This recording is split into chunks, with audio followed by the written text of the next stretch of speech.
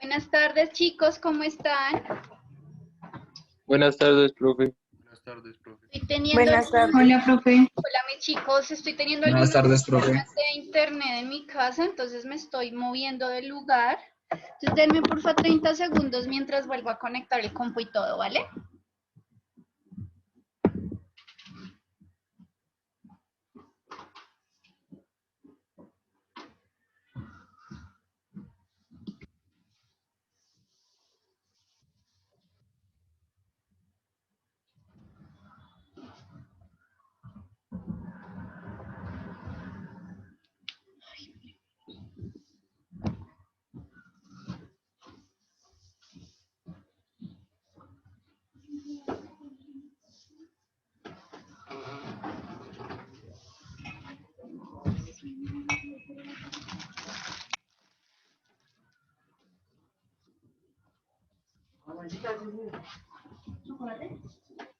Listo, chicos, ya volví. Ahora sí los saludo, qué bueno escucharlos. ¿Cómo me les fue en esas vacaciones, chicos?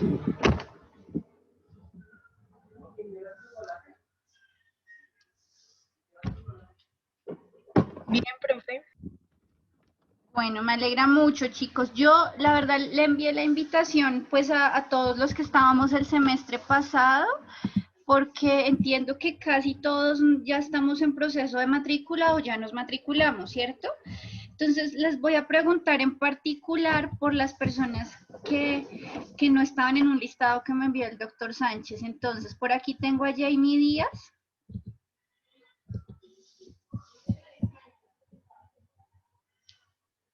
Jamie, ¿alguien sabe algo de Jamie? ¿Será que va a estar con nosotros este semestre, chicos?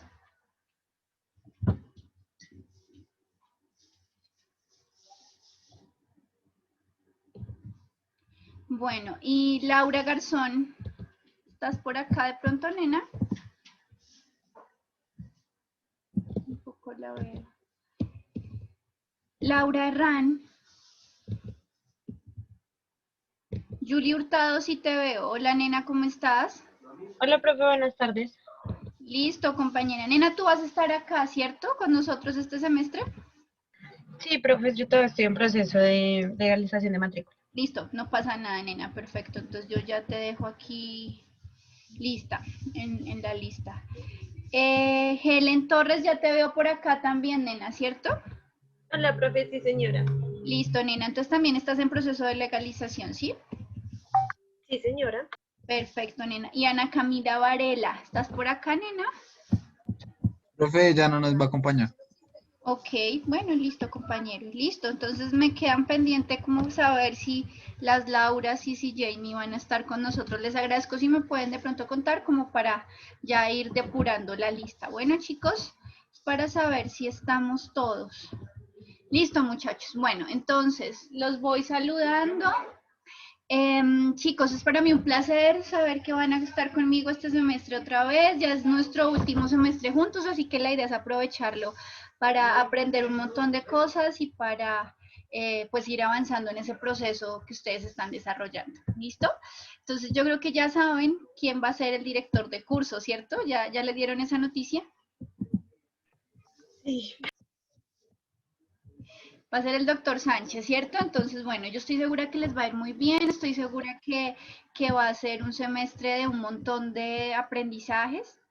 Y como ustedes saben, pues la parte de bioquímica va a seguir haciendo parte del módulo de morfofisiología, esta vez morfo y metabolismo. Entonces, bienvenidos, chicos. Lo que vamos a hacer este semestre es que vamos a cubrir unos sistemas diferentes, un poco distintos a los que ya vimos el semestre pasado, por supuesto. Pero entonces vamos a ir avanzando en otros sistemas importantísimos para comprender la totalidad del animal. Entonces, ¿quién me dice cuál es el primer sistema que vamos a ver ahorita en este primer corte?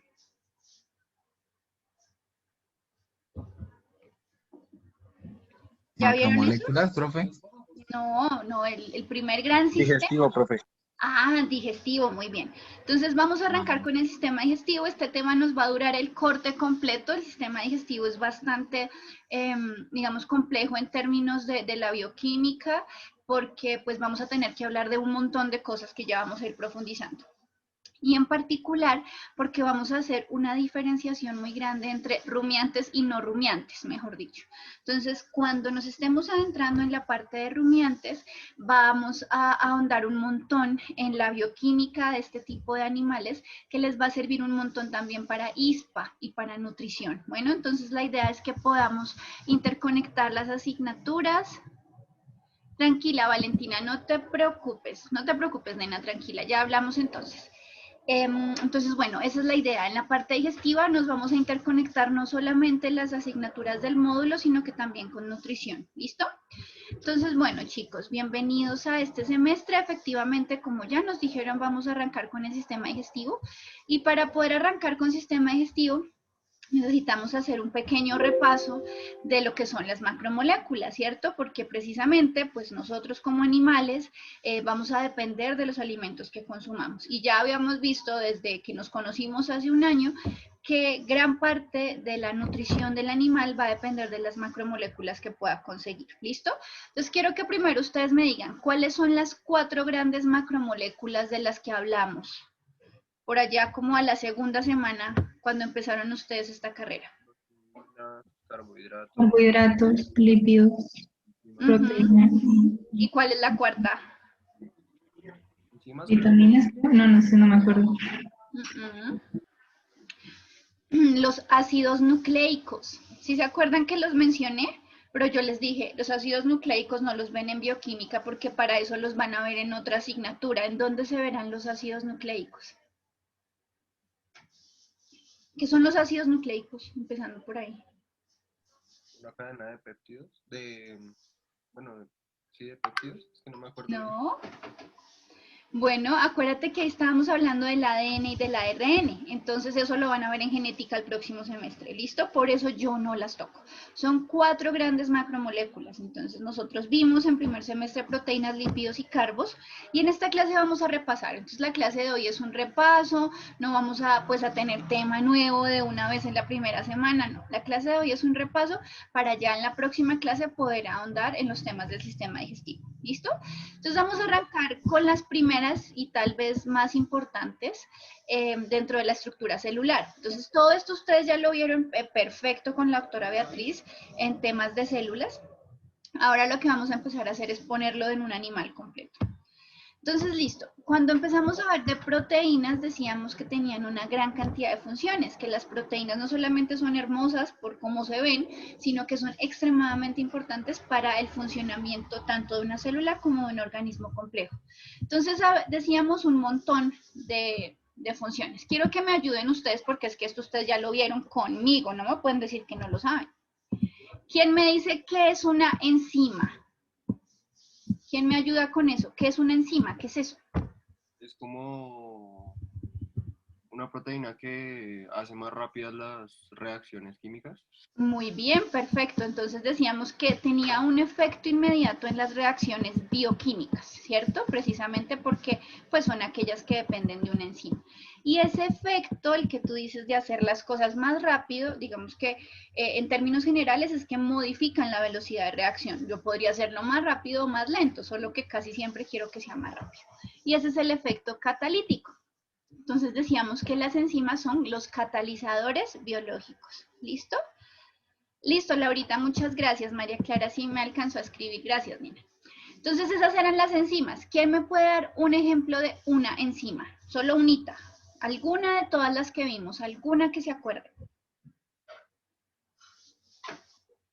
No tiene que ser digestiva, por supuesto, sino alguna enzima del metabolismo celular que hayamos visto.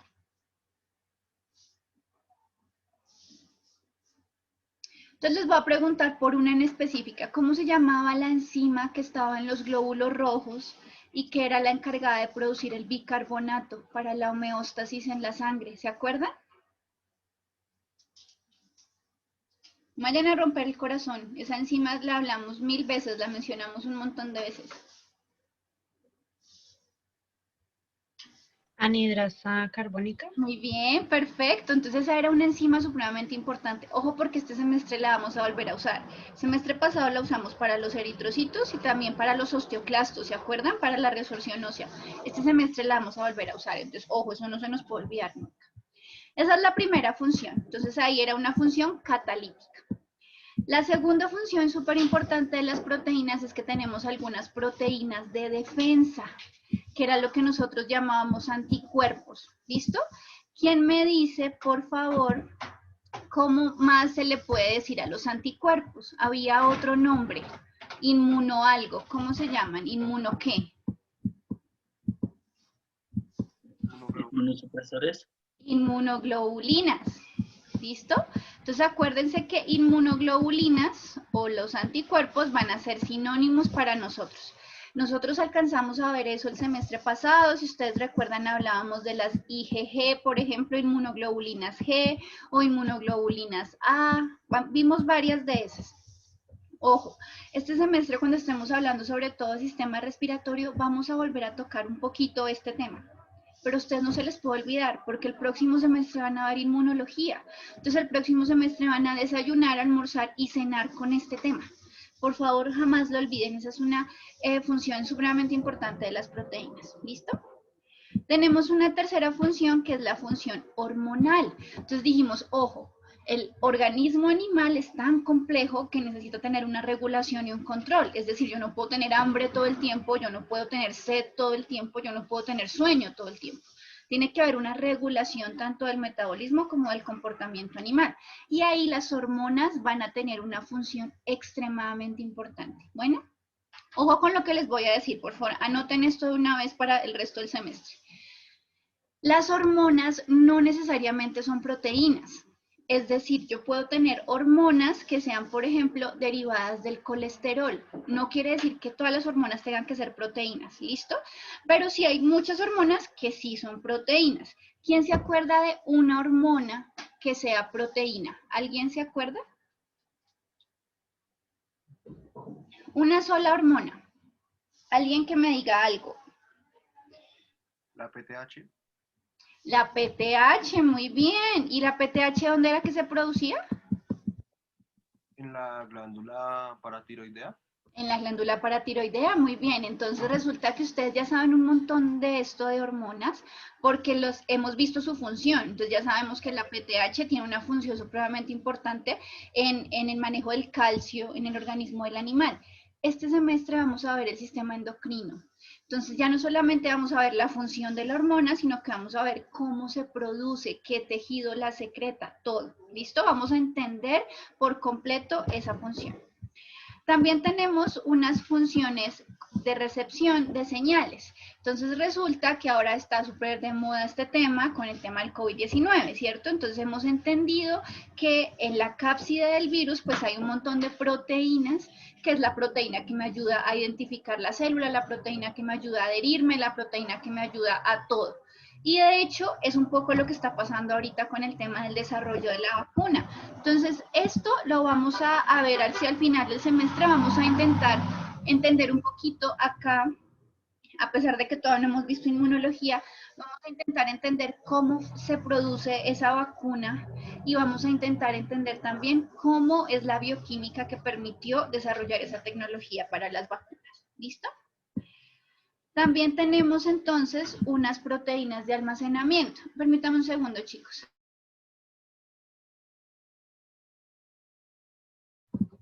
Listo. También tenemos unas proteínas que nos sirven simplemente para almacenar los aminoácidos. Entonces, ¿qué sucede? Recuerden que las proteínas están hechas de aminoácidos. Y eso genera que cuando un animal vaya a guardar una reserva de aminoácidos para más adelante, pues las almacene en alguna proteína.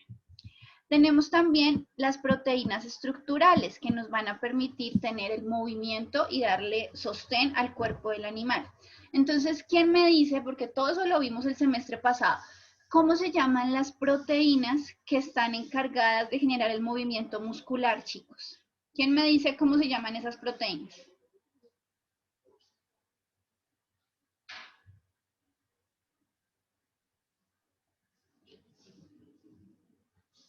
Hello. ¿Cómo se llamaban esas proteínas? No estoy segura, pero actina y miosina. Actina. Ah, muy bien, entonces van 2, actina y miosina, pero eran 4, faltan 2. La mioglobina. La troponina, creo que. Ah, la troponina y falta solo una. También empieza con tropo. Tropomiosina. Tropomiosina, perfecto. Entonces miren que eso también ya lo sabíamos. Simplemente que obviamente en vacaciones y más en Navidad uno hace como un lavado mental, ¿sí o no? Entonces por eso nos toca empezar a recordar, traer a colación todo eso. Tenemos un montón de proteínas que nos van a servir de transporte para poder mover las cosas de una parte del organismo al otro. Entonces aquí un ejemplo súper importante es el colesterol. Si ustedes se alcanzan a acordar, habíamos mencionado que había un colesterol bueno y un colesterol malo. ¿Se acuerdan de eso? Entonces si yo les digo, por ejemplo, LDL y HDL, ¿quién se acuerda, quién me puede decir de estos dos cuál es el colesterol malo y cuál es el colesterol bueno? ¿Se acuerdan de eso o no? Ni idea.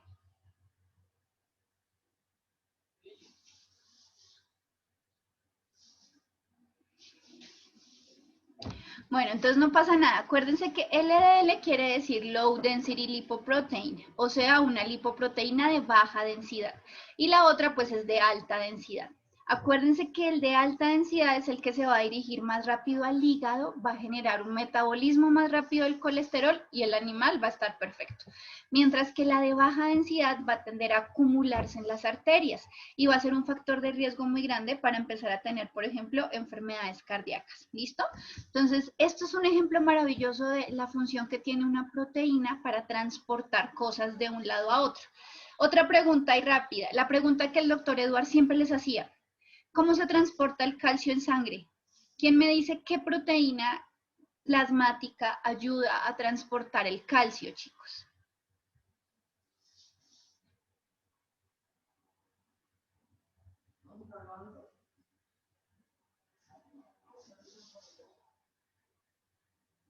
No me digan que no se acuerdan, el doctor Eduard siempre les preguntaba eso en las sustentaciones. ¿Qué proteína plasmática ayuda a transportar el calcio?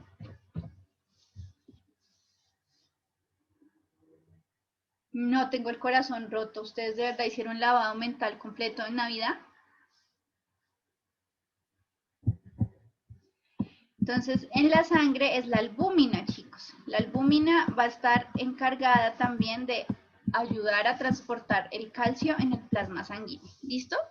Y finalmente, pues entonces tenemos algunas proteínas que nos van a ayudar a regular, controlar, dirigir toda la expresión de los genes. Entonces van a ser las encargadas de decir en qué momento la célula tiene que hacer qué cosa. Bueno, entonces esto simplemente es un repaso de algo que ustedes ya saben, de la cantidad de funciones tan importantes que van a tener las proteínas dentro de la célula y dentro del cuerpo del animal. ¿Listo? Entonces ahora vamos a ir muy rápido a través de la estructura de las proteínas. Dijimos que las proteínas están conformadas a partir de aminoácidos. Nosotros tenemos diferentes 20 aminoácidos en el cuerpo de los animales. Puede ser que podamos sintetizar, por ejemplo, de manera artificial en el laboratorio otros aminoácidos diferentes, pero los aminoácidos que hacen parte de la bioquímica natural de los seres vivos son 20, solamente 20 aminoácidos. Entonces acá a su derecha van a encontrar la estructura básica de un aminoácido. ¿Qué tenemos acá? Tenemos el carbono alfa, si ustedes lo recuerdan decíamos que era el carbono central, el carbono alrededor del cual va a girar el resto de la molécula. Y a este carbono central se le une un grupo amino, es una amina primaria, acuérdense que decíamos, es una amina primaria porque solo está unido a un carbono, por eso se llama así. Y al otro lado está unido a un ácido carboxílico. Recuerden que los ácidos carboxílicos eran estos, chicos, los que tienen esta estructura. ¿Listo? Este es el grupo ácido carboxílico y por eso se llama un aminoácido. Tiene por un lado un grupo amino y por el otro lado tiene un grupo ácido. Ahora decíamos, el carbono tiene una valencia de 4, es decir, que necesita formar 4 enlaces para estar estable. Si ya tiene 1 y 2, pues le faltan 2. Entonces, siempre va a tener un hidrógeno y el cuarto enlace siempre va a estar reservado para una cadena lateral, que es la que denotábamos como R. Entonces decíamos, ok, esto va a ser la base de todos los 20 aminoácidos. Todos los 20 aminoácidos tienen esto. Bueno, excepto la prolina, que es un poquito diferente. Y lo que va a cambiar entre los 20 aminoácidos es lo que tenemos en la R. Entonces, R puede ser desde algo tan sencillo como un hidrógeno hasta, por ejemplo, un grupo, yo qué sé, vamos a poner un grupo fenil por acá. Entonces, tengo un benceno con un OH. Este es un grupo fenil. Entonces, esta R puede tomar diferentes formas, dependiendo del aminoácido que sea. ¿Listo? Ahora, pregunta, todos ustedes ya saben esto porque lo vieron el semestre pasado en fisio. ¿Quién me puede explicar por qué el ácido no está así como yo lo pinté, sino que está desprotonado? Mientras que la amina no está como debería ser, que es un NH2, sino que la amina está protonada. ¿Quién me puede decir por qué el ácido está desprotonado y por qué la amina está protonada en ese dibujo? ¿Será que es un error o será que de verdad es así? ¿Quién me ayuda? Profe, ¿eso no era para equilibrar cargas? Muy bien, entonces, ¿qué pasa? Resulta que hay una cosa que se llama las condiciones fisiológicas. Entonces, las condiciones fisiológicas, por ejemplo, en sangre, más o menos, ¿cuál es el pH de la sangre de un animal? Más o menos. ¿Quién me puede decir? No me acuerdo bien si era 7. Más o menos alrededor de 7, decimos 7,4, 7,35, 7,42, por ahí. Entonces, bajo condiciones fisiológicas, los aminoácidos no van a estar nunca, digamos, en su forma estándar, sino que van a estar protonados. ¿Cómo se pueden protonar? Pues muy fácil, el grupo ácido va a perder un protón y ese protón que se pierde en el ácido va a viajar y se va a sumar al amino. Por eso es que acá vemos un NH3 en vez de un NH2. Entonces, como este protón tiene una carga positiva, el protón que viaja va sin electrón, tiene una carga positiva. Entonces, si se va una carga positiva, pues este ácido queda negativo y este amino queda positivo. Entonces, necesito que esté cargado, por ejemplo, para que se disuelva mejor en agua. Entonces, bajo condiciones fisiológicas, los aminoácidos siempre están protonados. Bueno, listo, muy bien. Entonces decíamos, ok, ya sabemos que existen los aminoácidos, ya sabemos que son 20 aminoácidos, ya sabemos que se van a protonar, pero necesitan unirse. Entonces, esa unión de los aminoácidos, esa colita, pues, que yo voy haciendo como si fueran los vagones de un tren, que yo voy poniendo vagones uno detrás del otro, eso es lo que conocemos como la estructura primaria, ¿listo? Entonces, la estructura primaria es el orden de aminoácidos, es la secuencia de los aminoácidos que va a dar origen a una proteína. Entonces, ustedes vieron esto en primer semestre con la doctora Beatriz. ¿Quién me puede decir, por favor, chicos, quién determina la estructura primaria? O sea, ¿quién dirige esa orquesta? ¿Quién dice cuál es el orden de los aminoácidos en una proteína?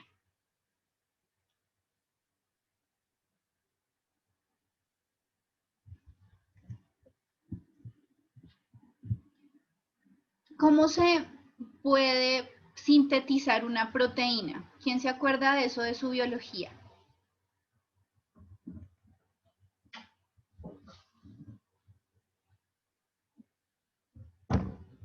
No les puedo creer que no nos acordemos de eso. Entonces vamos a empezar a mirar. Tengo por aquí a don Alejandro Rincón.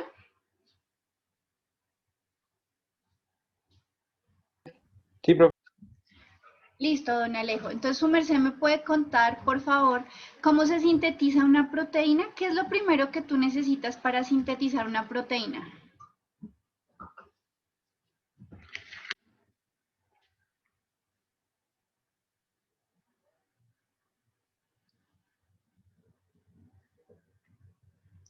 ¿Te acuerdas de una cosa que se llama código genético? Sí, profe. Listo. ¿En qué está escrito el código genético? ¿En qué lenguaje? ¿En qué molécula? ¿Qué es eso?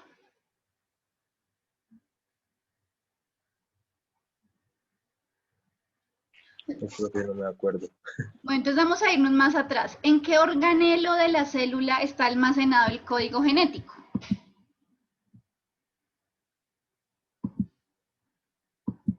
En la mitocondria, ahí se guarda el código genético, o en el aparato de Golgi. ¿En qué organelo se guarda el código genético?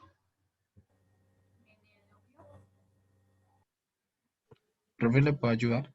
Claro, dale, Andrés. Pues de lo que yo me acuerdo, no sé si estoy mal, es que se necesitaba pues que como que se sintetizara el ARN. Ujú.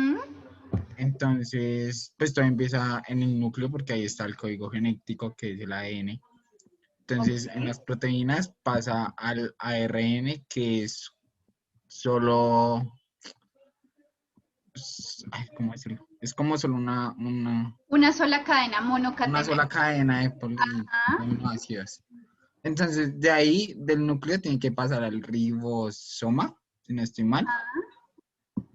Que ahí, si no estoy mal, los van organizando para que pase al retículo, al RER, Ujú. y el RER, si no estoy mal, pasa al aparato de Golgi que ¿sí? Los empaca para que ellos salgan. Ok, muy bien, listo. Entonces más o menos ahí nos vas contando. Entonces me dices, en el núcleo está el ADN, ¿cierto? El ADN en las células, digamos, superiores como nosotros, pues estábamos hablando que es una doble cadena, ¿cierto? Es bicatenaria.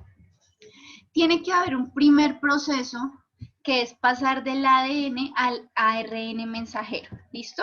Entonces, en este primer proceso no estamos cambiando de lenguaje. Ambos son ácidos nucleicos que están hechos a partir de una cosa que se llaman las pares de bases nitrogenadas. ¿Se acuerdan de eso? Más o menos con la doctora Beatriz lo vieron. E insisto, esto va a ser su genética. Entonces, tenemos que recordarlo, no se les puede olvidar que esto existía, ¿listo? No se les puede olvidar esto jamás.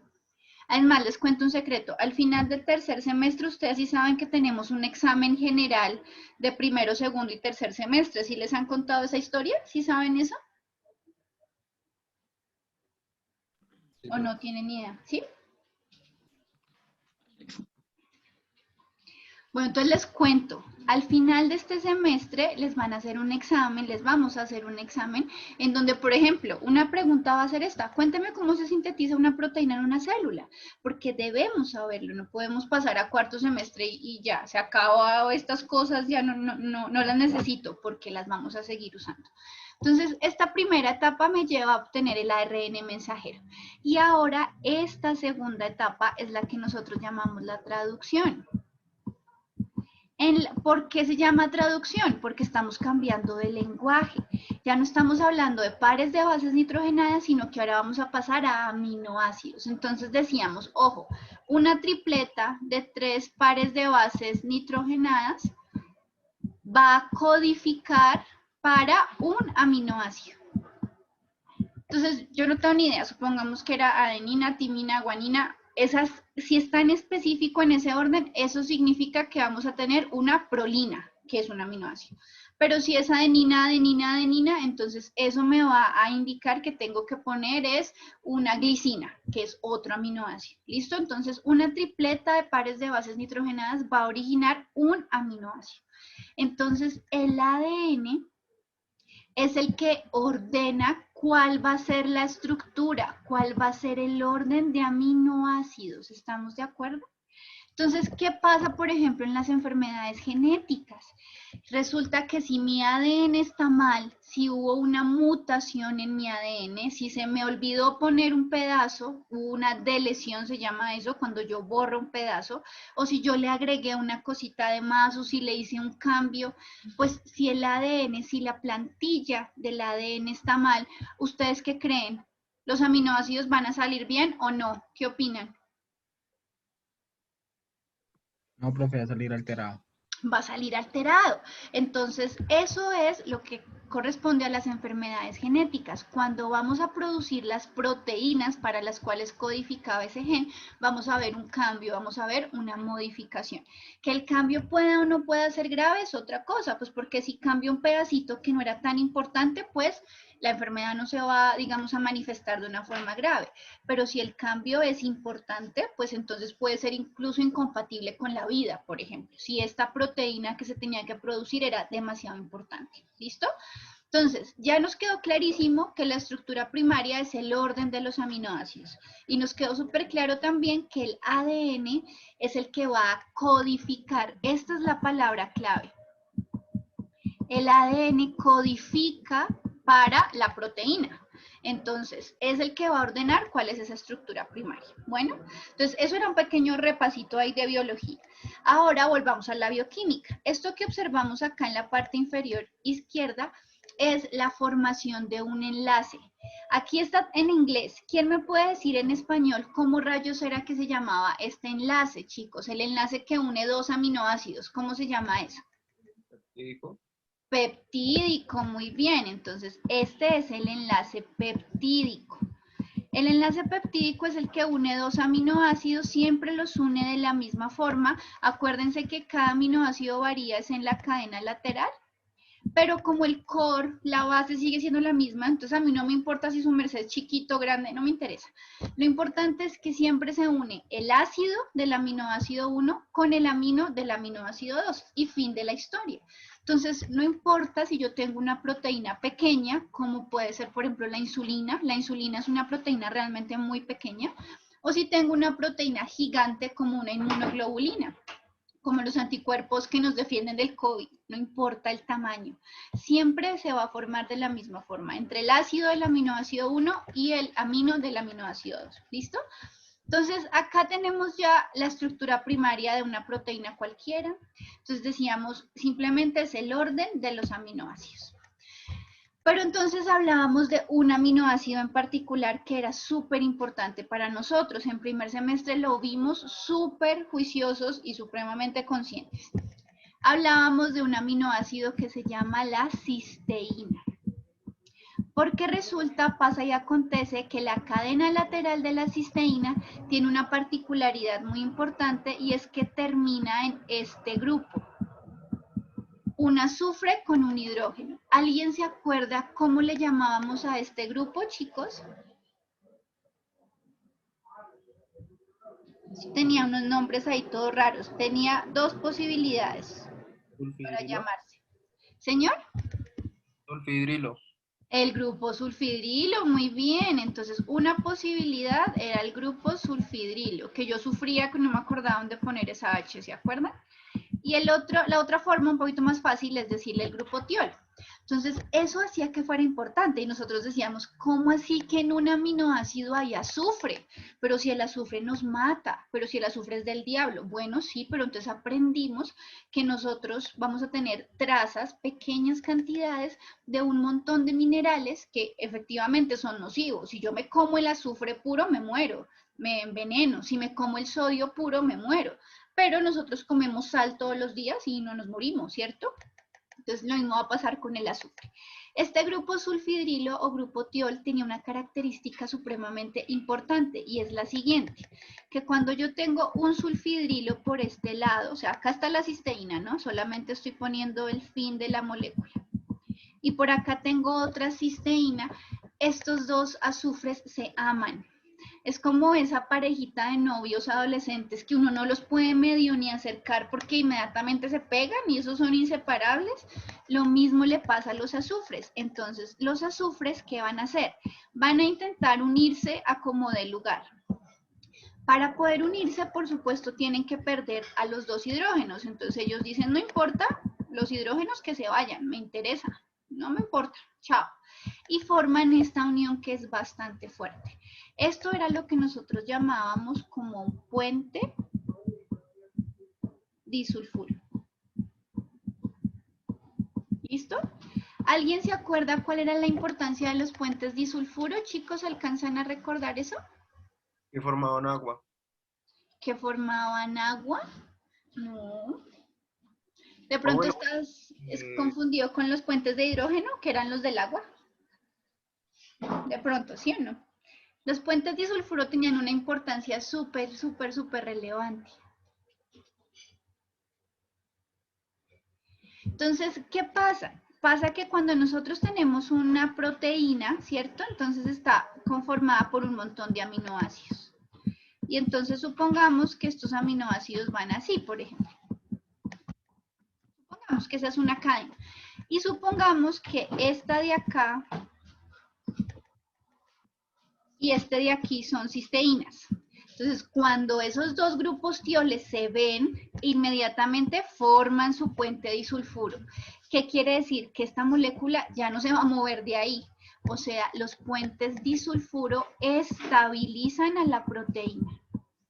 Entonces, yo me acuerdo que vimos un pequeño ejemplo de este efecto de la estabilización de la proteína cuando hablábamos de los anticuerpos. Entonces, si ustedes se acuerdan, dijimos que los anticuerpos tenían una forma de Y. Entonces, decíamos que los anticuerpos eran dos cadenas livianas, dos cadenas pesadas, y que más o menos hacia alrededor del centro de la molécula se formaban unos puentes disulfuro, que es lo que nosotros llamamos la bisagra. Esa bisagra también se genera por acá. ¿Eso qué hace? Que la molécula no se separe. Entonces, ese anticuerpo puede estar de cabeza, patas para arriba, para abajo, de ladito, pero siempre van a estar las cuatro súper pegaditas porque tienen puentes disulfuro que estabilizan la molécula. ¿Listo? Entonces, a pesar de que los 20 aminoácidos son importantes cada uno, la cisteína tiene una importancia doble. No solamente estar ahí presente y ser bonita, sino además poder formar puentes disulfuro que van a estabilizar las proteínas. ¿Listo? ¿Quedó claro esto, chicos? Recordando esto de los puentes disulfuro. Sí, profe. Sí, profe. Perfecto, súper. Entonces dijimos, perfecto, ya entendimos esa estructura primaria y entendimos que hay unos aminoácidos que me pueden ayudar a estabilizarla. Muy bien. Pero entonces a las proteínas nunca les va a gustar estar lineales. Ellas no van a acomodarse como si fueran una pita que va de punto A a punto B. Ellas siempre van a tener una estructura secundaria. Entonces, la estructura secundaria existen dos tipos.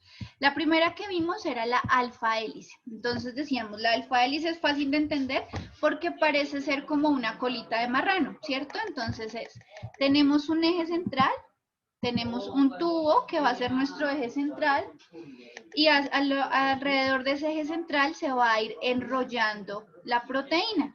Parecido, por ejemplo, a lo que sucede con el ADN, ¿listo? Entonces, en el ADN igual tenemos una cadena circular que va enrollándose siempre en el sentido de las manecillas del reloj, ¿listo? Entonces, acá tenemos algunos esquemas que nos ayudan a entender un poco cómo se van organizando esos aminoácidos. Si yo lo viera desde una vista superior, entonces vería que es un tubo hueco. ¿Listo? Y así van a estar acomodados los diferentes aminoácidos para permitir ese espacio vacío en el interior. ¿Listo? ¿Cómo vamos a poder formar entonces esa alfa hélice? ¿Cómo se va a formar esta estructura secundaria? Acá sí viene lo que estaban mencionando ustedes hace un rato. Entonces, si hacemos un pequeño detalle de esto, vamos a observar que existen unas 3 rayitas. Hay unas 3 rayitas que están uniendo a los átomos, ¿cierto? Esas 3 rayitas, ¿alguien se acuerda qué representan? Que eso lo dibujamos y todo, ahí todavía estábamos en la presencialidad. Eso yo me acuerdo que lo dibujamos en el tablero. ¿Qué significan estas 3 rayitas, chicos? Profe, ¿esos sí no son los puentes de agua? Puentes de hidrógeno, muy bien. Ah, eso, hidrógeno, perdón. Cambiamos el nombre, pero no importa, excelente. Entonces, aquí lo que están son los puentes de hidrógeno. Entonces, ojo, recuerden que los puentes de hidrógeno se van a formar siempre entre el hidrógeno, por supuesto, o sea, el hidrógeno está en la mitad, pero a los dos lados vamos a tener siempre 2 elementos que sean muy electronegativos. ¿Cómo así electronegativos? Puede ser, por ejemplo, oxígeno, oxígeno. Puede ser que el nitrógeno quede en un sándwich entre el oxígeno y el nitrógeno, o podría ser, por ejemplo, un sándwich entre oxígeno y azufre, o nitrógeno y azufre, en fin. Lo importante es que el hidrógeno está en el centro entre 2 elementos muy electronegativos, como estos 3, oxígeno, nitrógeno y azufre. Entonces,